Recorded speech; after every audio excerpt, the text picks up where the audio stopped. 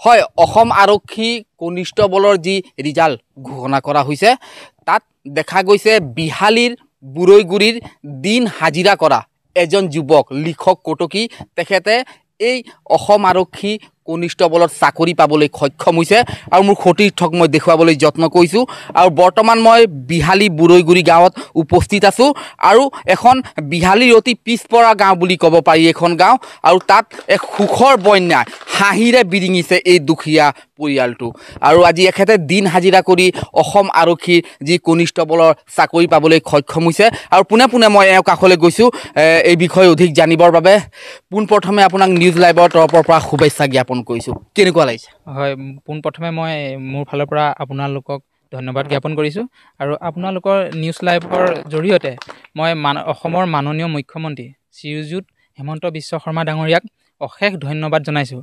কাৰণ মই 2013 চনৰ পৰা মই ইণ্টাৰভিউ দি আছিলোঁ, কিন্তু সেই সময়ত কংগ্ৰেছ চৰকাৰ থকা সময়ত মই চাকৰি পাবলৈ সক্ষম নহ'লোঁ।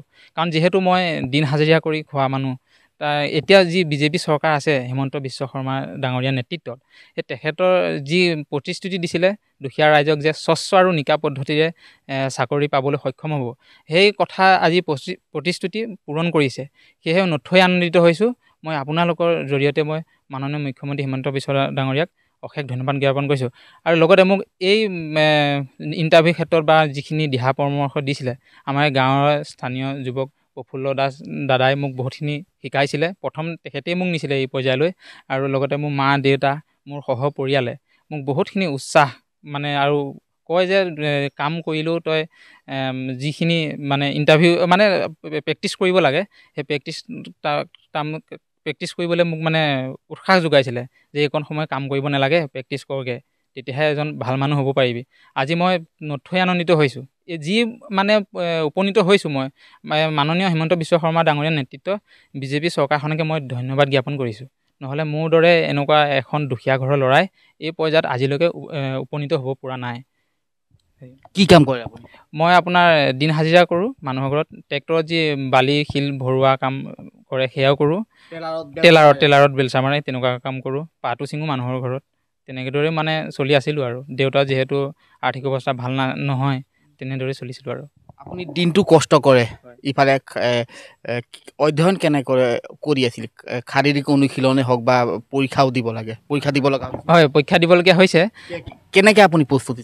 হয়, মই আপোনাৰ 3:30 বজাতে উঠি লৈ ফিল্ডত যাওঁ, ফিল্ডত গৈ ৰানিং কৰোঁ, ৰানিং কৰি আহি ধৰি লওক 8টা 9:30 বজাত কামলৈ ওলাই যাওঁ।